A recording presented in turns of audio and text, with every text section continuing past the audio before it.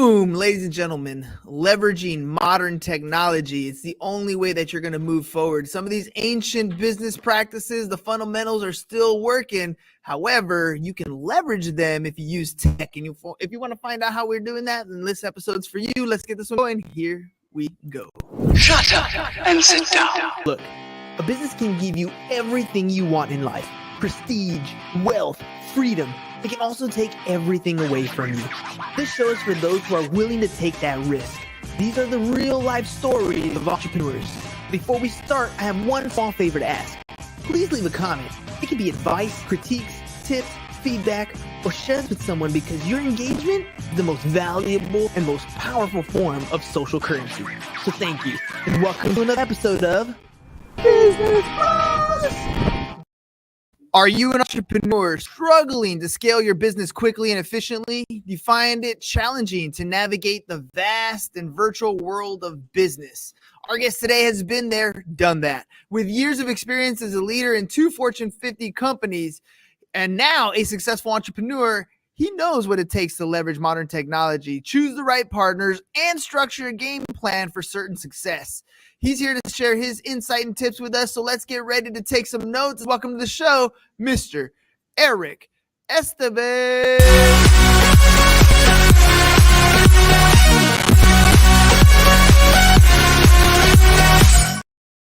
Eric the Lenderman, welcome to the program. Thanks for having me. I appreciate you. All right, man, let's jump into this thing. You worked for some Fortune 500 company or some Fortune 50 companies. You're here. You took the path to be an entrepreneur. Tell me about that journey. What was it like working for those 2 big companies and then leaving it all to become an entrepreneur? You know what? It was a rite of passage. You know, I've always had an entrepreneurial spirit.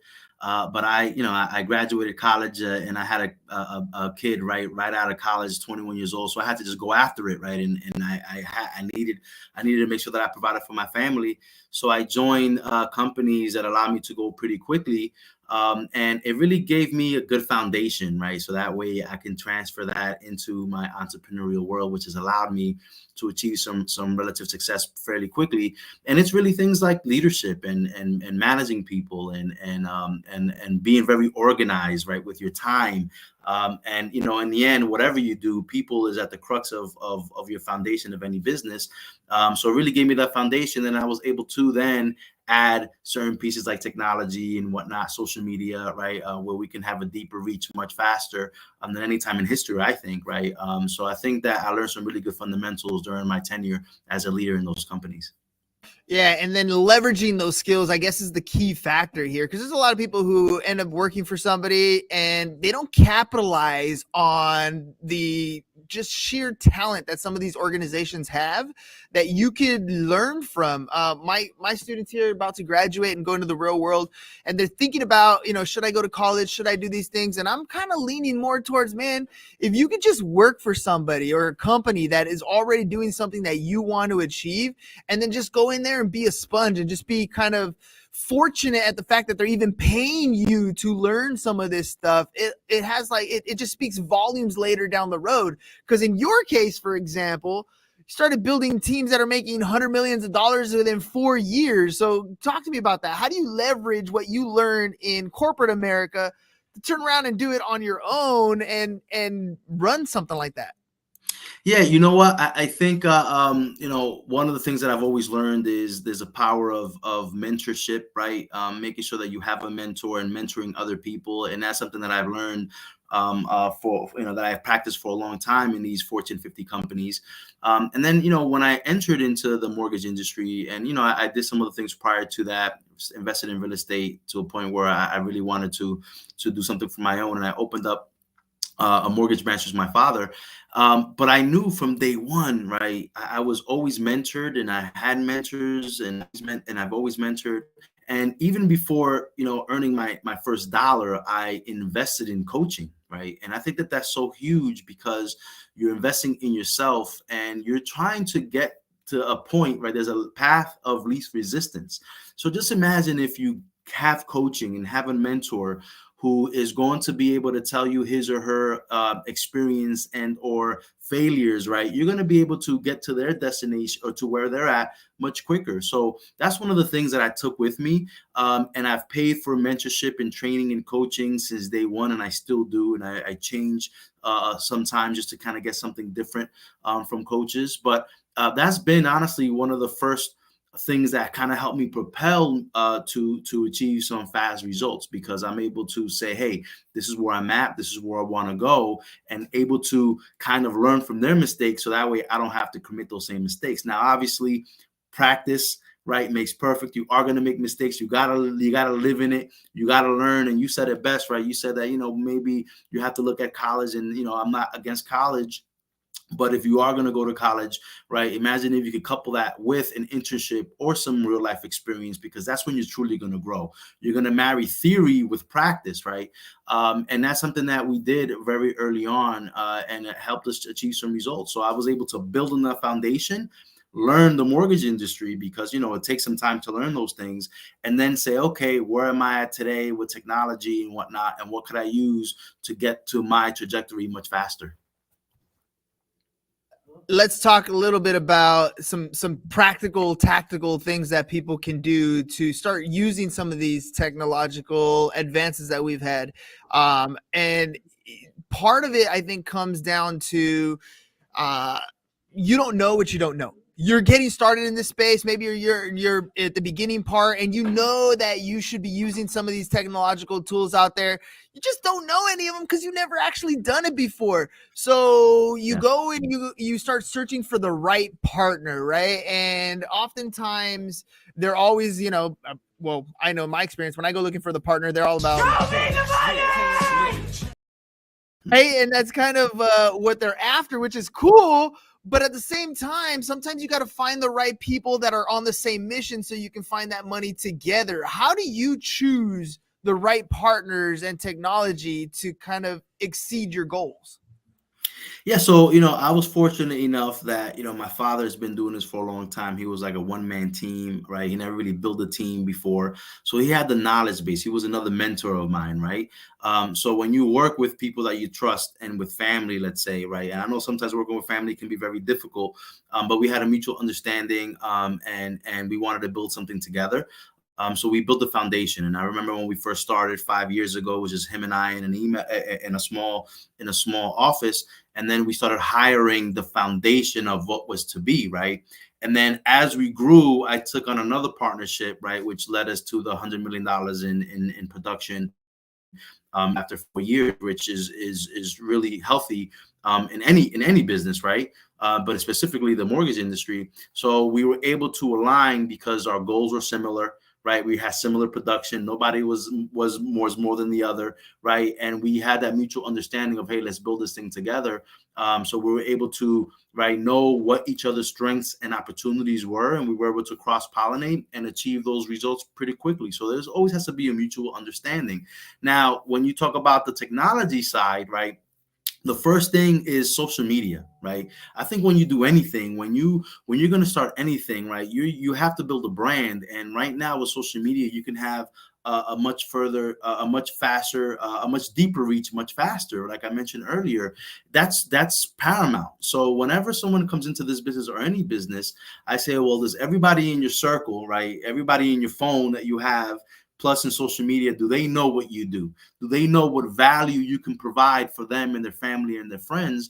And I was able to leverage social media by posting and reaching out to people much quicker, right? And right now, right, we're continuing to post on social media, which is something that every business owner needs to really embrace and make it part of their business plan, because we're on it all day. Right, we look at our phone, right, more than any other screen. So I'm getting now people that are looking to buy homes because of the videos that I post.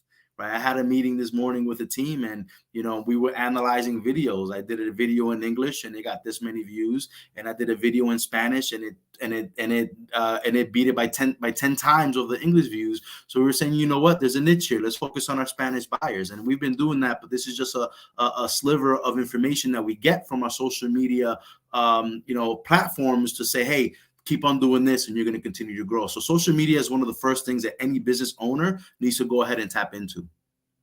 Let me kind of hover on that, because I had posts about that recently, and I'm a big fan of social media as well. I think it's a great way to start building a community more than a following, and I think there's a big difference between the two, because I mean, you look at certain platforms that I have, and there's like no following on those platforms, and then other ones they're doing really, really well, right? And so part of that has to do with who you're connecting and what type of content that you're putting out there. Because I like how you said, when you're with family, they don't always know what you do. And if that's the people who are closest to you that don't know what you do, how is the general public going to know what you're going to do? So when you're coming up with a game plan for social media, because it could get really rabbit hole, you can go in there and you can get lost. How do you structure a game plan for certain success so that your role in your business is more towards growing your company versus being the number one producer? Yeah, I think that's a great question. What we really want to make sure that we emulate is that we're providing value, right? First, right? We don't ask for business; we provide value, and we've done that through education. And whether it's people that actually need mortgage loans, for example, they see that we're providing education through seminars and the videos that I post. I was just recording a video right before I jumped on here that we're going to go ahead and post in a little bit. So it's about that value. And then anybody that wants to work for me, they see that our job is to teach and provide value. And they say, okay, I think I can learn from this individual to then grow my business, right? So we've always led through a platform of education. We're on Spanish channel television every Sunday morning in New York and New Jersey, and it's really about educating the community. I just did a first-time homebuyer seminar in a church this past Sunday, right? So like, we're out in the community, we're educating people, and honestly, when you provide value, the business comes. Yeah, that's the whole essence of building that community, is you're providing value on a regular basis. Let me ask you this, because I know I get pushback on this.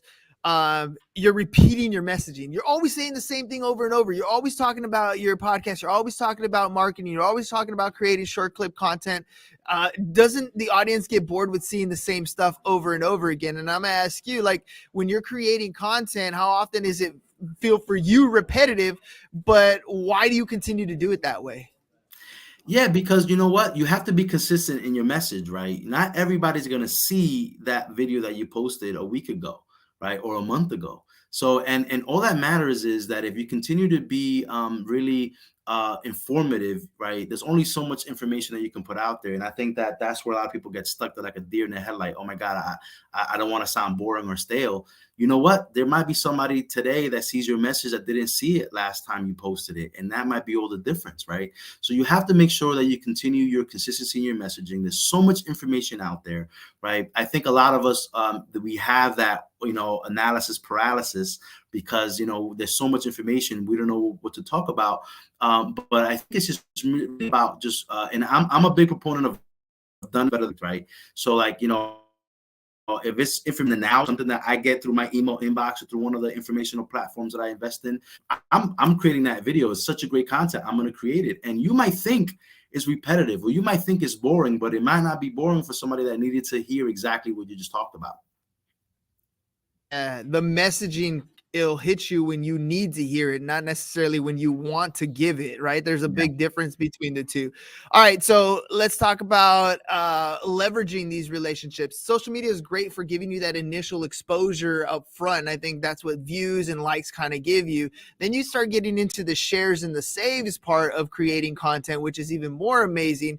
But the reality is, the way you take those potential eyeballs and convert them into becoming customers or clients is you got to really build on the relationship that you've developed. So somebody finds you interesting. So somebody learns from you at first. How do you continue, or what strategies do you have in place to take that relationship to the next level so that you can start building something with them?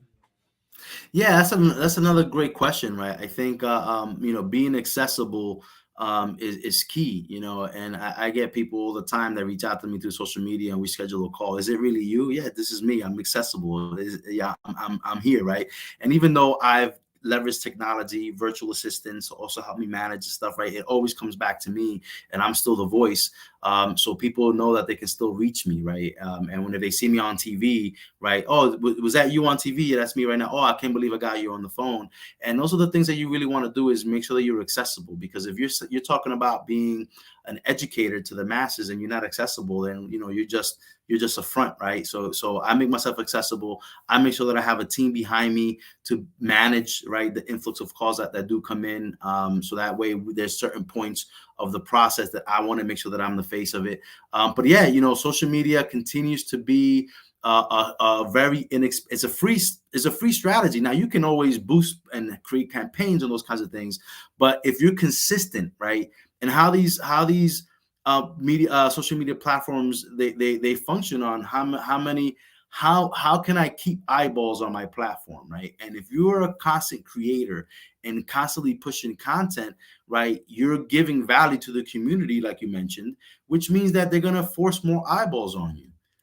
So right, if you have the analysis paralysis, or you are afraid of being repetitive, it's going to stop the growth. I just looked at something where on my Facebook page it said that I had increased engagement for the last 110 days. Okay, great, that's positive reinforcement, right? I want to make sure that I continue increase engagement for the next 110 days. So you got to make sure that you also are in tune with the analytics.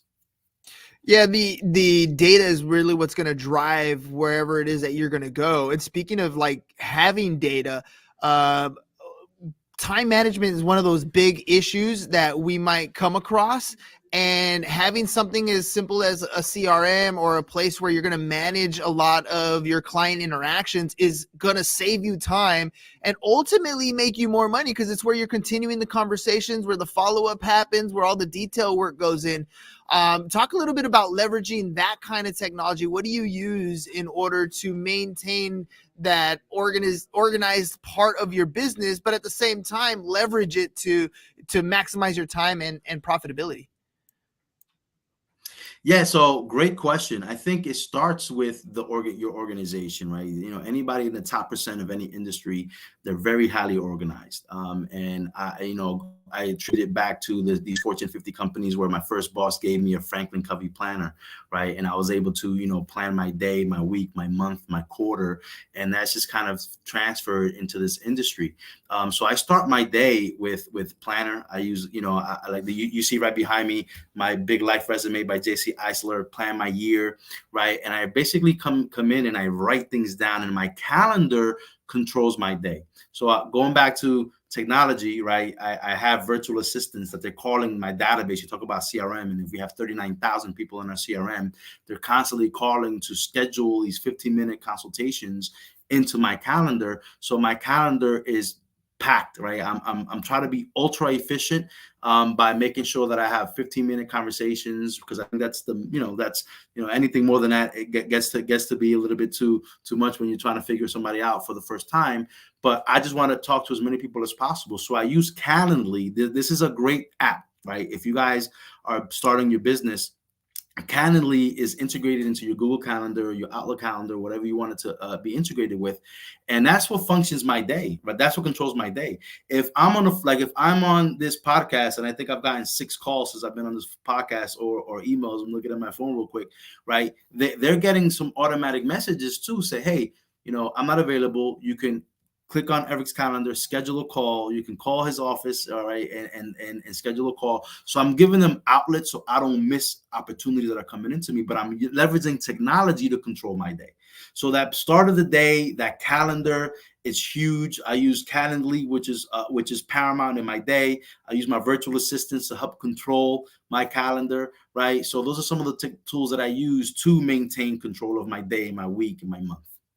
Dude, the calendar, man, I live and die by that thing. Like literally, if it's not on the calendar, it doesn't exist. It is not happening without that calendar. And I love that you have the year-long planner, because that I think is huge. You're literally taking your year and designing the life that you want ahead of time, and then filling in the blanks with the work that you want to do in between. That's huge. I think it's imperative that you start planning your life out that way, because otherwise you're just like a fart in the wind, right? You're just going wherever it goes, and you don't want to have your life living like that. And you know what? It's you know, it's not just work, right? You got to realize there's different spokes of the wheel of life, right? You have your health, you have your family, your relationships, your kids, right? Your financial stability, right? So what happens is there's so many different things in life that if you don't plan for it, right? And you focus on work, then you're gonna go ahead and you're gonna neglect your relationships, right? So I think that when you look at your year long plan and you say, hey, you know what, I'm going to take a vacation or 2 vacations this year, or if I meet my goals, this is a great one of my goals. Quite honestly, is I would like to take a vacation every quarter, and the level of vacation will depend on if I met my goals or not. If I didn't meet my goals, maybe I'll take a weekend, right? We'll go to the Poconos for the weekend or something. But if we crush our goals, maybe it's a week-long vacation in Punta Cana or something, right? So I think you want to say, hey, I'm giving the time to my family to disconnect, right? And then I'm able to color code, and Jesse Iser's calendar is awesome because you can say, hey, what are some of the things that you want to accomplish? Here's some of the milestones, right? And I have several businesses because of technology. It's not just mortgages, right? Most recently, I started a record label for my daughter. My daughter's a music recording artist, and she has a new single coming out this Friday, and her first music video is coming out a couple weeks later. So I've been managing her business. So in addition to what I've built, I've been able to streamline things, been able to build a team to control that. So then now I can spend my time where I really want to spend my time. Yeah, that's awesome, man. See how I love that energy that you bring. Kind of it bleeds out to the rest of the people around you. You become an influencer amongst your family members, and it's really cool to see that kind of grow, right? Like otherwise she would have been just making her music the way she wanted to, but you actually have the know-how to help catapult her to that next level, which is super dope.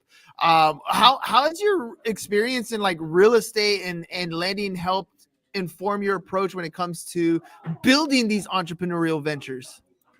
Yeah, I think in everything you build, right? I think there's certain fundamentals, right, when you're building any business, right? And I think I talked about planning, but the first one is really setting goals. Right? I think whatever you do, whatever business venture you go out there, and that there's a lot of highly successful entrepreneurs, right? When you talk about the Elon Musks, right, of the world that manage several companies at a time, right? I think the thing is, okay, what is the goal, right, that I'm trying to achieve, and really talk about numbers and reverse engineer is step two, right? Because if I know that I want to get my daughter a $2 million record label deal by the end of this year, how do I get there? How many streams does she need to have, right? How many followers does she need to have in order for me to leverage that with record labels and whatnot? And what happens is when you see, and I don't know, I saw you rapping, I think in the beginning of this intro, right? I think you might have some information in the music. I'm brand new to this thing, right? Oh man, I have zero skills, man. It was just a parody video. I just had fun with it. Yeah, but I'm brand new. My daughter is a talent, but the thing is, I was able to say, okay, this worked for me in the Fortune 50 companies, and I was able to achieve my goal. My first year in the mortgage industry, I was able to say I want to make $100,000 my first year because I made a lot more than that in my prior jobs. But how many people did I need to talk to on a daily basis in order to make it? And it was simple mathematics.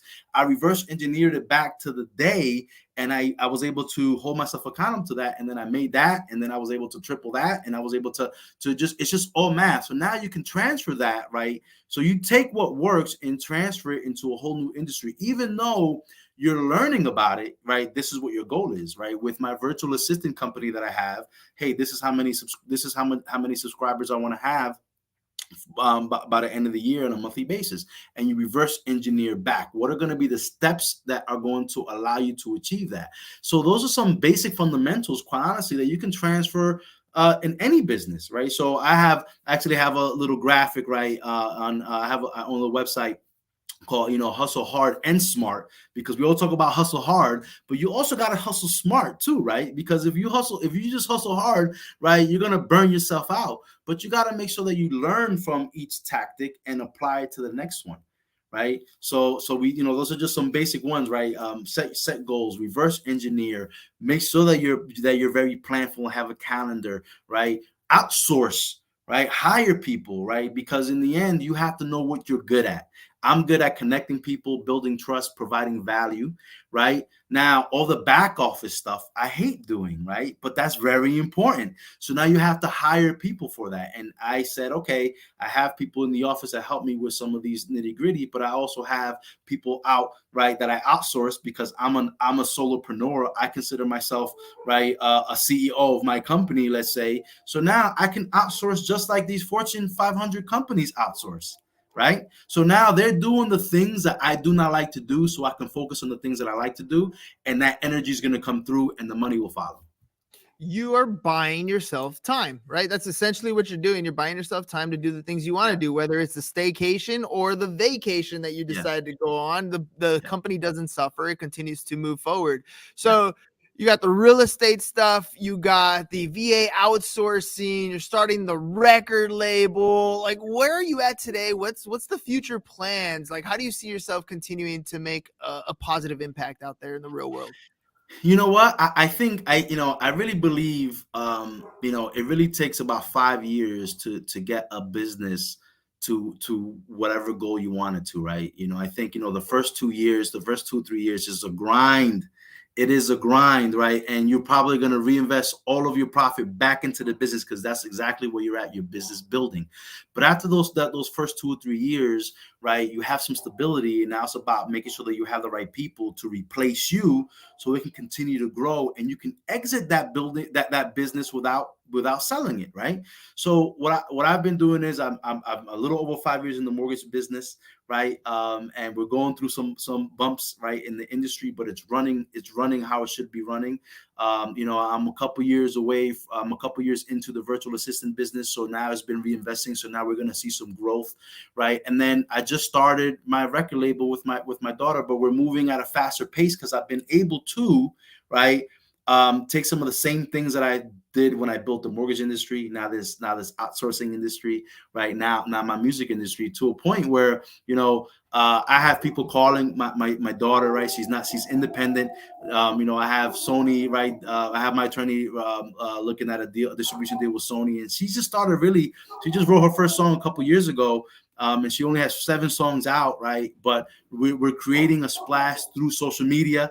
I've used the same VAs that I've used for mortgage industry. I'm using for her. What am I using her for? Well, I'm purchasing lists of festivals all across the country, of radio DJs across the country. So now they're doing that grunt work while we're focusing on creating music, right? And creating a brand. So the cool thing is that I'm able to transfer it. And I think that it takes about 4 to 5 years to really build a company and move on to the next thing, because we're always evolving, right? And I get bored quickly, right? So, after this record label and after she gets her $2 million deal and then some, what else am I going to do? I don't know, but I know that I at least have the fundamentals to move the way I want to move. Like Eminem said, right? Every time I think I hit the ceiling, I just go higher than I've ever been, right? Exactly. That's where it's at. Like, no, I love it. I love it because at the same time, I feel like a lot of entrepreneurs in school would have been labeled as like ADD, like they're like, oop, oop, oop, moving on to the next. They're just looking for that thing that excites them, right? The thing that gets their blood flowing. And I like how you have it set up, because you're literally leveraging all the tools as you build them. You have the VA company set up. You're leveraging that to expand on any other venture that you have.